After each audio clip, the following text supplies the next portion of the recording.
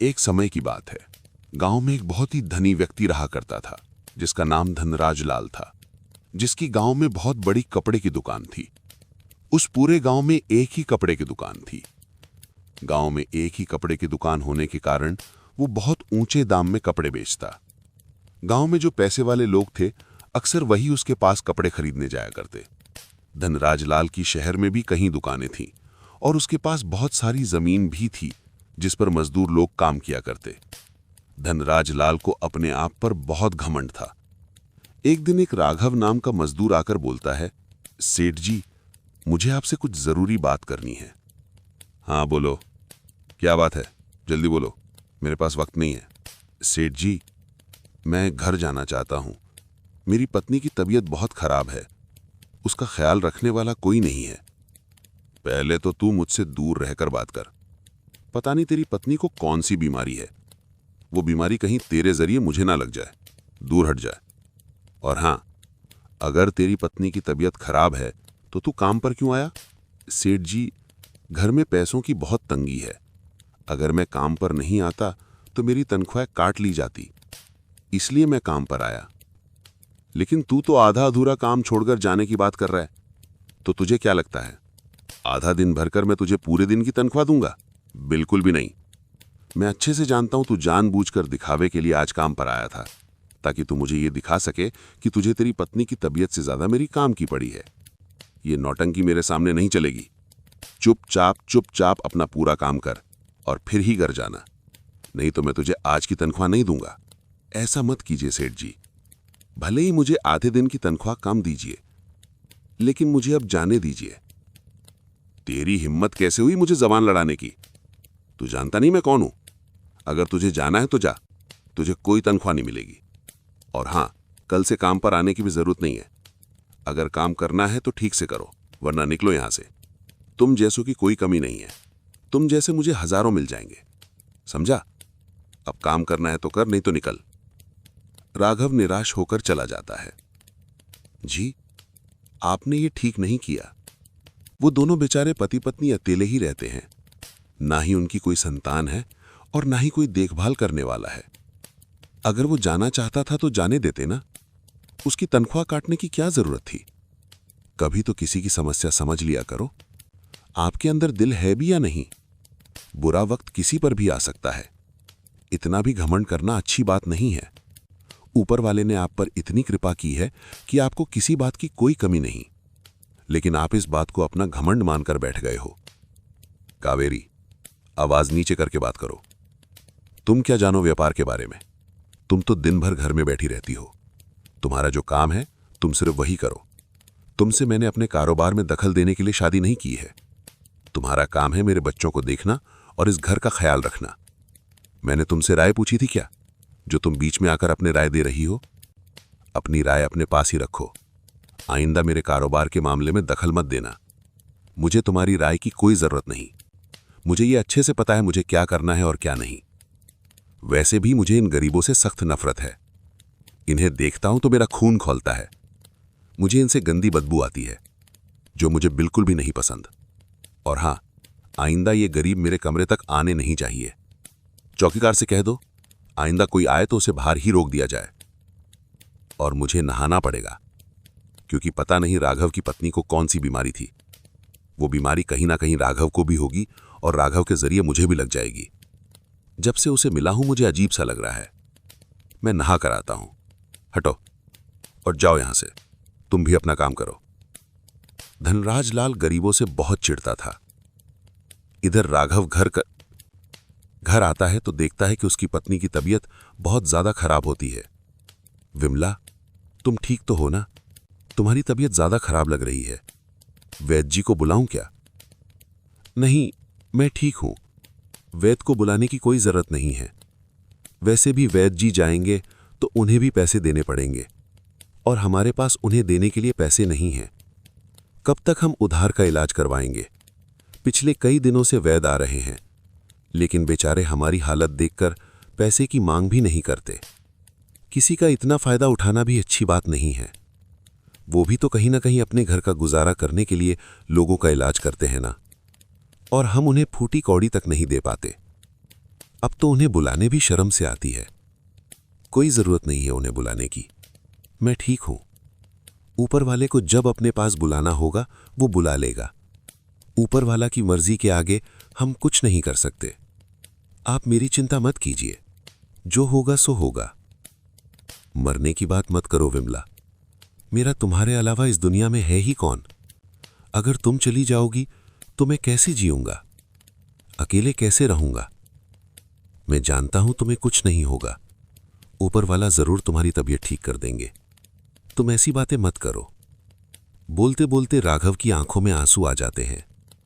वो घर से बाहर मंदिर में जाता है और ऊपर वाला से प्रार्थना करता है, हे भगवान, हमारी इतनी कठोर परीक्षा क्यों ले रहा है? क्या गलती हो गई? क्या तेरी भक्ति में मुझसे कोई कमी रह गई? किस बात से नाराज हो गए हो भगवान? मुझसे अनजाने में कोई अपराध बन पड़ा हो तो मुझे क्षमा कर दे, लेकिन विमला को इस बात की सजा मत दे। उसकी हालत देख मुझे बहुत रोना आ रहा है। कहीं ना कहीं उसकी हालत का मैं जिम्मेदार हूं। आज मेरी हालत ऐसी है कि मैं उसके इलाज के लिए वैद्य जी को तक नहीं बुला पाता। अगर मेरे पास पैसे होते, मैं अच्छे खासे पैसे कमा सकता, तो मैं विमला का इलाज शहर में बड़े अस्पतालों में कराता। मेरी विमला बिल्कुल ठीक हो जाती। लेकिन लाचार हूं मैं ये भी नहीं कर सकता। प्रभु, मैंने खुद का व्यापार करने की कई बार कोशिश की, लेकिन कुछ हाथ नहीं लग पाया। बदले में नुकसान ही होता गया और फिर मजबूरन मुझे सेठ जी के यहां काम करना पड़ा, और वो भी इतनी कम तनख्वाह देते हैं जिसमें जैसे तैसे घर चलता है। इसमें मैं बीमारी के इलाज के लिए पैसे कहां से लाऊं? कुछ तो कीजिए प्रभु, कुछ तो रास्ता दिखाइए। ऊपर वाला के सामने बोलते बोलते राघव रो पड़ता है। कुछ दिन ऐसे ही बीत जाते हैं। राघव को अब धनराज लाल का काम छोड़ चुका होता है, तो वो मटके बनाकर बेचता है, लेकिन उससे भी उसे बहुत कम कमाई होती है। जैसे तैसे वो 2 वक्त की रोटी का इंतजाम करता है। एक दिन धनराज लाल के यहां एक बाबा आते हैं जिनकी हालत बहुत खराब होती है। धूल मिट्टी से उनके कपड़े मैले हो जाते हैं और जगह जगह फटे होते हैं। वो धनराज लाल से कहता है, बेटा, मुझे बहुत प्यास लगी है और भूख भी लगी है, कुछ खाने का दे दो। ए भिखारी, तेरी अंदर आने की हिम्मत कैसे हुई? तुझे बाहर किसी ने रोका नहीं? रामलाल, रामलाल, इस भिखारी को अंदर आने की इजाजत किसने दी? ये यहां आया तो आया कैसे? इसे अभी धक्के देकर बाहर निकालो। सेठ जी, बाहर कोई नहीं था, इसलिए मैं अंदर आ गया। आप ऐसा क्यों कहते हो सेठ जी? मैं तो सिर्फ 1 वक्त की रोटी मांगी है और पानी मांगा है, बस इतना दे दो, मैं चला जाऊंगा। 3 दिन से मेरे पेट में अन्न का दाना तक नहीं है। दया कीजिए सेठ जी, कृपया मुझे कुछ खाने को दे दीजिए। दूर हो जा मेरी नजरों के सामने से। तुझ पर गंदी मिट्टी लगी है और तू कितना मैला है, कितना गन्ना है, बहुत बदबू आ रही है। ऐसा लग रहा है कि मैं अभी उल्टियां कर दूंगा और तेरी ये मिट्टी मेरे कपड़ों को लग जाएगी। दूर रहकर बात कर। मालिक, देख दीजिए ना, बहुत तेज भूख लगी है। आप तो इतने धनवान हो, मैं बस एक रोटी का टुकड़ा ही मांग रहा हूं, बस थोड़ी सी ही दे दीजिए। दौलत का क्या है मालिक, वो तो आती जाती रहती है। आज आपके पास है, कल किसी और के पास भी हो सकती है। लेकिन अगर आप मुझे खाना खिलाते हो तो ये एक ऐसी दौलत है जो कभी कम नहीं होगी। किसी भूखे को खाना खिलाओगे तो बहुत बड़ा पुण्य लगेगा। नीच कहीं का, तुझे एक बार में समझ नहीं आता? तू मुझे मत सिखा कि मुझे क्या करना चाहिए क्या नहीं। निकल यहां से, तेरी वजह से मेरा घर गंदा हो रहा है। अपनी मनुष्यत यहां मत फैला। धनराज लाल ये सब बोल ही रहा था, तभी धनराज लाल के यहां इसका एक व्यापारी दोस्त आता है जो बहुत ही अच्छे दिल का होता है और गरीबों के प्रति उसके मन में बहुत दया होती है। उसे देख धनराज लाल के तेवर बदल जाते हैं। वो सोच में पड़ जाता है, अरे ये मोहन सिंह कहां से आ गया? इसके सामने मुझे इस भिखारी से अच्छा बर्ताव करना होगा, नहीं तो मोहन को मेरी सच्चाई पता चल जाएगी। दोस्तों, आप ये वीडियो कहां से देख रहे हैं और किस समय सुन रहे हैं, कमेंट में जरूर बताइए और सब्सक्राइब करें और अपने दोस्तों के पास शेयर करें। तो चलिए हम कहानी में आगे बढ़ते हैं। ना, दरअसल ये बहुत दिन से भूखे हैं, खाना मांग रहे थे। मैंने इन्हें कहा कि खाना क्यों, मैं तुम्हें उससे भी कीमती चीज़ दूंगा। आप यहीं रुकिए बाबा, मैं अभी लाता हूँ। मोहन अंदर जाता है और एक थैली में कंकर मिट्टी भरता है और सोचता है, अब उस भिखारी को अच्छा सबक मिलेगा। आइंदा मेरे घर आकर मुझे कुछ भी मांगने की हिम्मत नहीं करेगा। जब वो थैली खोलकर देखेगा तो उसके होश उड़ जाएंगे, और तो और मोहन सिंह के सामने मेरी इज्जत भी रह जाएगी। और वो पोटली लाकर उस बाबा दे देता है और बोलता है, बाबा आप ये पोटली अभी मत खोलना, आप इसे घर ले जाकर खोलना। जैसे ही आप इसे खोलोगे आप बहुत खुश हो जाओगे। इसमें मैं बहुत कीमती चीज़ दी है जो आपकी बहुत काम आएगी। आपका बहुत बहुत धन्यवाद। मैं आपका एहसान कभी नहीं भूलूंगा। मैं ऊपर वाले से प्रार्थना करता हूँ कि आपने इसमें जो कुछ भी दिया है, भगवान आपको उसी की बरकत दे। जो आज आपने मेरे लिए किया है, देख लेना ऊपर वाला आपके लिए कई गुना करेगा। धन्यवाद सेठ जी, मैं चलता हूँ। ऐसा कहकर वो बाबा वहाँ से चला जाता है। उसके जाने के बाद मोहन सिंह धनराज लाल से कहता है, अरे वाह धनराज लाल, मैं नहीं जानता था तुम इतने उदार मन के हो। तुमने तो आज मेरा दिल जीत लिया। मुझे ऐसे नेक दिल लोग बहुत पसंद हैं जो हमेशा दूसरों का ख्याल रखते हैं, दूसरों के दुख में दुखी होते हैं, उनकी सहायता करते हैं। तुम तो बिल्कुल मेरी तरह हो। मुझे तुम्हारी आदत बहुत पसंद आई। मैंने सोचा था तुम उसे खाना दोगे, लेकिन तुमने तो उससे भी बढ़कर उसे कीमती चीज़ दे दी। ये तुमने बहुत अच्छा किया। बेचारे की हालत बहुत ख़राब थी। हाँ मोहनलाल, वो तो मैं आए दिन किसी न किसी की मदद करता रहता हूँ। वो क्या है ना, मुझे गरीब लोगों पर बहुत दया आती है। जब मैं किसी गरीब को देखता हूँ मुझे बहुत दुख होता है, तो मेरी ओर से मैं जितना कर सकता हूँ मैं उनके लिए उतना कर देता हूँ। वाह जियो मेरे दोस्त, सचमुच मैं तुम्हें आज जान पाया हूँ। मुझे तो तुम्हारे बारे में ये सब पता ही नहीं था। मुझे लगा तुम एक घमंडी किस्म के इंसान हो जो कभी किसी की मदद नहीं करते, लेकिन तुम तो बड़े छुपे रुस्तम निकले। छुप छुप कर लोगों की मदद करते हो। आज मैं इस वक्त यहाँ नहीं आया होता तो मुझे तो पता ही नहीं चलता। सचमुच आज तुम्हारा गरीबों के प्रति ये भाव देखकर मुझे बहुत अच्छा लगा। इधर राघव मटके बनाकर बेच रहा होता है। तभी वहां पर वही बाबा आता है और बोलता है, सुनो बेटे, क्या मुझे थोड़ा पानी मिलेगा? बहुत देर से प्यासा हूँ। हाँ हाँ क्यों नहीं बाबा, आप आइए ना, बैठिए। आपकी हालत तो बहुत ख़राब लग रही है। लगता है आपने बहुत दिन से कुछ खाया नहीं।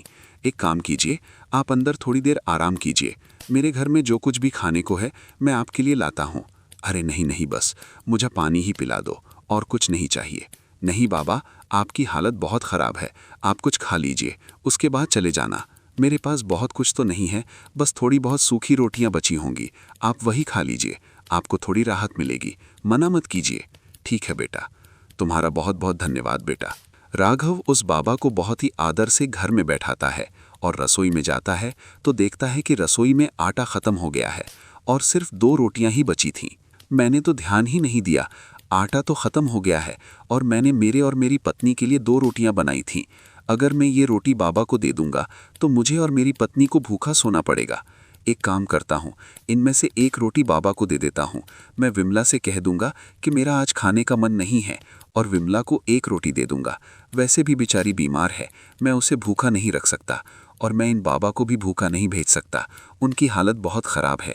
मुझे तो आदत है भूखा रहने की, मैं 1 दिन और भूखा रह लूँगा। यही सोचकर राघव उन बाबा को 1 रोटी परोस देता है और बोलता है, माफ़ करना बाबा, लेकिन 2 ही रोटी बची थी, उसमें से 1 रोटी आपको दे रहा हूँ। मेरी पत्नी बीमार है, इसलिए 1 रोटी उसके लिए रखती, नहीं तो मैं वो भी आपको ही दे देता। क्षमा करना बाबा, शायद इस 1 रोटी में आपका पेट ना भरे। अरे नहीं नहीं बेटा, तुमने अपने हिस्से की रोटी दी है, यही मेरे लिए बहुत है। इसे तुम ही खा लो बेटा, मैं तुम्हें भूखा रखकर इस रोटी को नहीं खा सकता। अरे नहीं नहीं बाबा, आप खा लीजिए, मुझे तो आदत है, मैं अक्सर भूखा सो जाया करता हूँ। आप मेरी चिंता मत कीजिए, आपकी हालत बहुत ख़राब है, मुझसे ज़्यादा आपको ज़रूरत है। आप खा लीजिए, और आप तो मेरे अतिथि की तरह हैं। मेरे घर से कोई अतिथि भूखा जाएगा तो इससे बुरी बात मेरे लिए और कुछ नहीं होगी। कृपया आप खा लीजिए बाबा। बाबा राघव की बात मानकर वो रोटी खा लेते हैं। उसके बाद बाबा राघव से कहते हैं, बेटा, मैंने आज तक तुम्हारे जैसा इंसान नहीं देखा। सचमुच तुम्हारा दिल बहुत बड़ा है, तुम बहुत साफ दिल के हो। तुमने आज अपने हिस्से की रोटी मुझे दी है। मेरे पास तुम्हें देने के लिए एक चीज़ है, ये लो, तुम ये पोटली रखो बेटा। इस पोटली में कुछ कीमती चीज़ है जो मुझे एक बहुत बड़े आदमी ने दी थी। मैं इससे पहले उसके घर खाना मांगने गया था, तब उस बड़े आदमी ने मुझे ये पोटली दी थी और कहा इसमें बहुत कीमती चीज़ है। मुझे लगता है इस कीमती चीज़ की ज़रूरत मुझसे ज़्यादा तुम्हें है। इस पर तुम्हारा हक है, क्योंकि तुमने ना अपनी फिक्र न कर मुझे अपने हिस्से की रोटी दी है, तो इसे तुम ही रख लो। अरे नहीं नहीं बाबा, ये आपकी अमानत है, ये आपकी चीज़ है, इसे आप ही रख लीजिए। मुझे क्यों दे रहे हैं? मैं जैसे तैसे अपना गुजारा कर लूँगा। इसे आप ले जाइए बाबा, ये आपको मिला है। नहीं बेटा, इसकी ज़रूरत तुम्हें ज़्यादा है। मैं तो अकेला हूँ, मेरा क्या है? मैं जैसे तैसे यहाँ वहाँ भटक कर अपना गुजारा कर ही लेता हूँ। मेरा कोई ठिकाना नहीं है बेटा।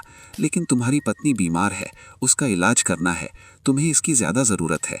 इसे तुम रख लो, ये मैं दिल से दे रहा हूँ। और इसके साथ साथ मैं तुम्हें एक आशीर्वाद देता हूँ। तुमने जितना मुझे दिया है, ऊपर वाला तुम्हें उसके कई गुना अन्न देगा। तुमने आज मेरा पेट भरा है, एक दिन तुम्हारे पास इतना धन होगा, इतना अनाज होगा कि तुम ऐसे कई लोगों के पेट भर सकोगे। तुम्हारे पास धन की कोई कमी नहीं होगी। भगवान करे इस पोटली में वही चीज़ निकले जिसकी तुम्हें ज़रूरत है, और तुम्हारी दिन दुगनी चार चौगुनी तरक्की हो। आपका बहुत बहुत धन्यवाद बाबा। मैं चलता हूँ बेटा, खुश रहो। ऐसा कहकर वो बाबा वहाँ से चले जाते हैं। बाबा के जाने के बाद राघव वो पोटली खोल कर देखता है तो उसे पोटली में बहुत सारे सोने के सिक्के होते हैं। ये देख राघव की आंखें फटी की फटी रह जाती है।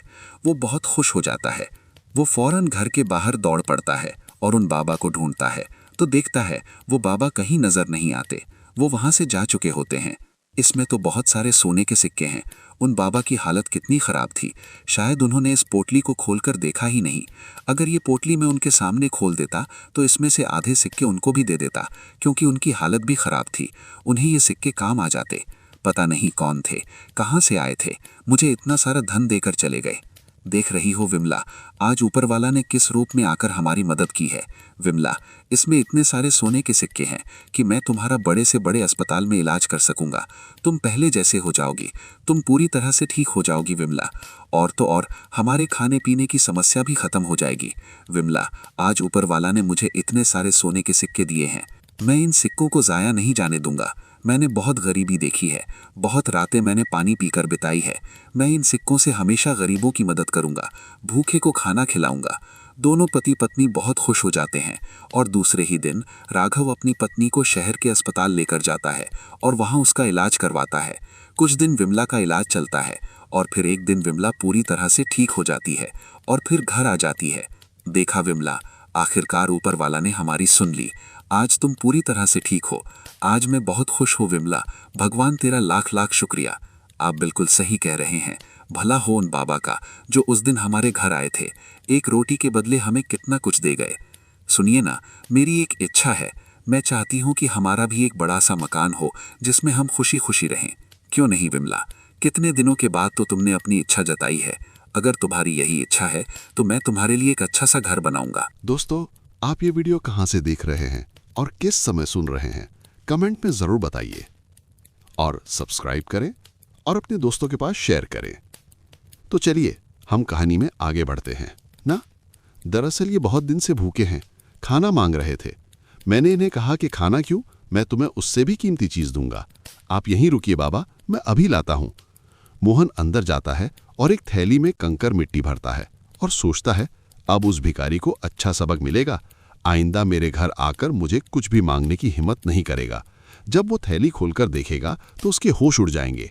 और तो और मोहन सिंह के सामने मेरी इज्जत भी रह जाएगी। और वो पोटली लाकर उस बाबा दे देता है और बोलता है, बाबा आप ये पोटली अभी मत खोलना, आप इसे घर ले जाकर खोलना। जैसे ही आप इसे खोलोगे आप बहुत खुश हो जाओगे। इसमें मैं बहुत कीमती चीज दी है जो आपकी बहुत काम आएगी। आपका बहुत बहुत धन्यवाद मोहन, मैं आपका एहसान कभी नहीं भूलूंगा। मैं ऊपर वाले से प्रार्थना करता हूं कि आपने इसमें जो कुछ भी दिया है भगवान आपको उसी की बरकत दे। जो आज आपने मेरे लिए किया है, देख लेना ऊपर वाला आपके लिए कई गुना करेगा। धन्यवाद सेठ जी, मैं चलता हूं। ऐसा कहकर वो बाबा वहां से चला जाता है। उसके जाने के बाद मोहन सिंह धनराज लाल से कहता है, अरे वाह धनराज लाल, मैं नहीं जानता था तुम इतने उदार मन के हो। तुमने तो आज मेरा दिल जीत लिया। मुझे ऐसे नेक दिल लोग बहुत पसंद है जो हमेशा दूसरों का ख्याल रखते हैं, दूसरों के दुख में दुखी होते हैं, उनकी सहायता करते हैं। तुम तो बिल्कुल मेरी तरह हो। मुझे तुम्हारी आदत बहुत पसंद आई। मैंने सोचा था तुम उसे खाना दोगे, लेकिन तुमने तो उससे भी बढ़कर उसे कीमती चीज दे दी। ये तुमने बहुत अच्छा किया। बेचारे की हालत बहुत खराब थी। हाँ मोहनलाल, वो तो मैं आए दिन किसी न किसी की मदद करता रहता हूँ। वो क्या है ना, मुझे गरीब लोगों पर बहुत दया आती है। जब मैं किसी गरीब को देखता हूँ मुझे बहुत दुख होता है, तो मेरी ओर से मैं जितना कर सकता हूँ मैं उनके लिए उतना कर देता हूँ। वाह, जियो मेरे दोस्त, सचमुच मैं तुम्हें आज जान पाया हूँ। मुझे तो तुम्हारे बारे में ये सब पता ही नहीं था। मुझे लगा तुम एक घमंडी किस्म के इंसान हो जो कभी किसी की मदद नहीं करते, लेकिन तुम तो बड़े छुपे रुस्तम निकले। छुप छुप कर लोगों की मदद करते हो। आज मैं इस वक्त नहीं आया होता तो मुझे तो पता ही नहीं चलता। सचमुच आज तुम्हारा गरीबों के प्रति ये भाव देखकर मुझे बहुत अच्छा लगा। इधर राघव मटके बनाकर बेच रहा होता है, तभी वहां पर वही बाबा आता है और बोलता है, सुनो बेटे, क्या मुझे थोड़ा पानी मिलेगा? बहुत देर से प्यासा हूं। हाँ हाँ, क्यों नहीं बाबा, आप आई ना बैठिए। आपकी हालत तो बहुत खराब लग रही है। लगता है आपने बहुत दिन से कुछ नहीं खाया। एक काम कीजिए, आप अंदर थोड़ी देर आराम कीजिए। मेरे घर में जो कुछ भी खाने को है मैं आपके लिए लाता हूं। अरे नहीं नहीं, बस मुझे पानी ही पिला दो और कुछ नहीं चाहिए। नहीं बाबा, आपकी हालत बहुत खराब है। आप कुछ खा लीजिए, उसके बाद चले जाना। मेरे पास बहुत कुछ तो नहीं है, बस थोड़ी बहुत सूखी रोटियां बची होंगी, आप वही खा लीजिए। आपको थोड़ी राहत मिलेगी, मना मत कीजिए। ठीक है बेटा, तुम्हारा बहुत बहुत धन्यवाद बेटा। राघव उस बाबा को बहुत ही आदर से घर में बैठाता है और रसोई में जाता है तो देखता है कि रसोई में आटा खत्म हो गया है और सिर्फ 2 रोटियां ही बची थी। मैंने तो ध्यान ही नहीं दिया, आटा तो खत्म हो गया है और मैंने मेरे और मेरी पत्नी के लिए 2 रोटियां बनाई थी। अगर मैं ये रोटी बाबा को दे दूंगा तो मुझे और मेरी पत्नी को भूखा सोना पड़ेगा। एक काम करता हूँ, इनमें से एक रोटी बाबा को दे देता हूँ। मैं विमला से कह दूंगा कि मेरा आज खाने का मन नहीं है और विमला को 1 रोटी दे दूंगा।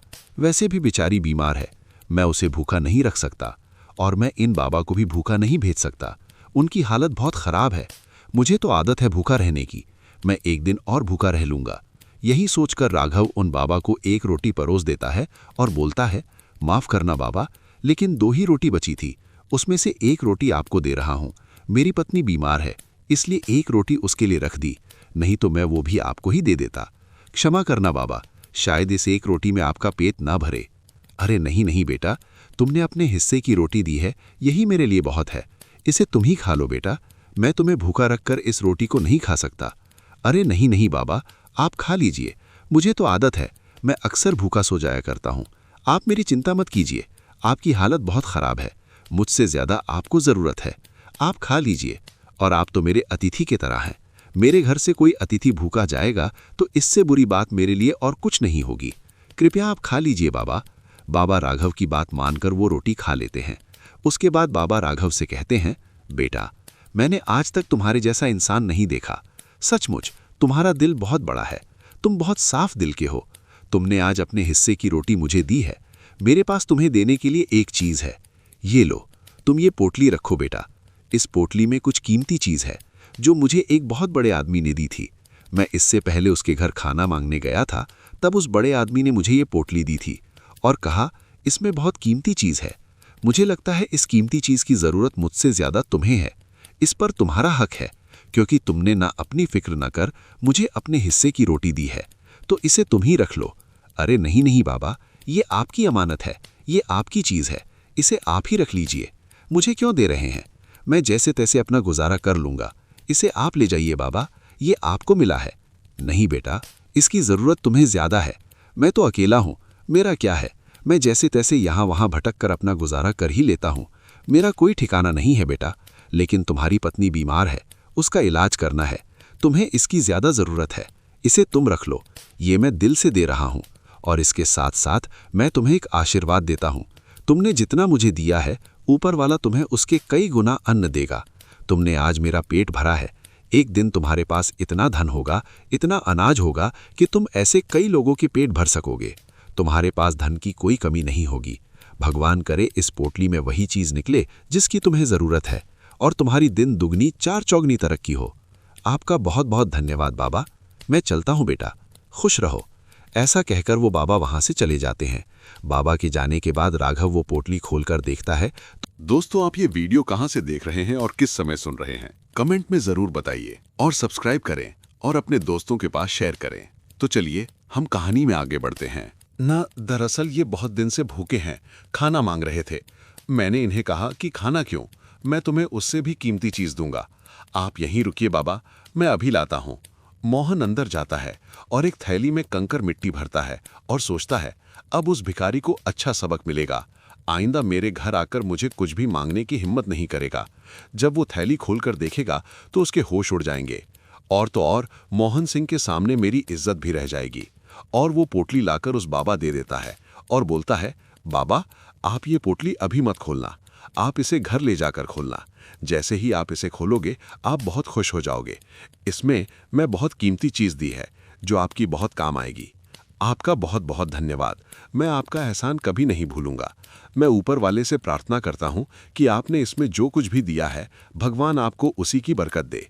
जो आज आपने मेरे लिए किया है देख लेना, ऊपर वाला आपके लिए कई गुना करेगा। धन्यवाद सेठ जी, मैं चलता हूँ। ऐसा कहकर वो बाबा वहां से चला जाता है। उसके जाने के बाद मोहन सिंह धनराज लाल से कहता है, अरे वाह धनराज लाल, मैं नहीं जानता था तुम इतने उदार मन के हो। तुमने तो आज मेरा दिल जीत लिया। मुझे ऐसे नेक दिल लोग बहुत पसंद है जो हमेशा दूसरों का ख्याल रखते हैं, दूसरों के दुख में दुखी होते हैं, उनकी सहायता करते हैं। तुम तो बिल्कुल मेरी तरह हो। मुझे तुम्हारी आदत बहुत पसंद आई। मैंने सोचा था तुम उसे खाना दोगे, लेकिन तुमने तो उससे भी बढ़कर उसे कीमती चीज़ दे दी। ये तुमने बहुत अच्छा किया। बेचारे की हालत बहुत ख़राब थी। हाँ मोहनलाल, वो तो मैं आए दिन किसी न किसी की मदद करता रहता हूँ। वो क्या है ना, मुझे गरीब लोगों पर बहुत दया आती है। जब मैं किसी गरीब को देखता हूँ मुझे बहुत दुख होता है। तो मेरी ओर से मैं जितना कर सकता हूँ मैं उनके लिए उतना कर देता हूँ। वाह जियो मेरे दोस्त, सचमुच मैं तुम्हें आज जान पाया हूँ।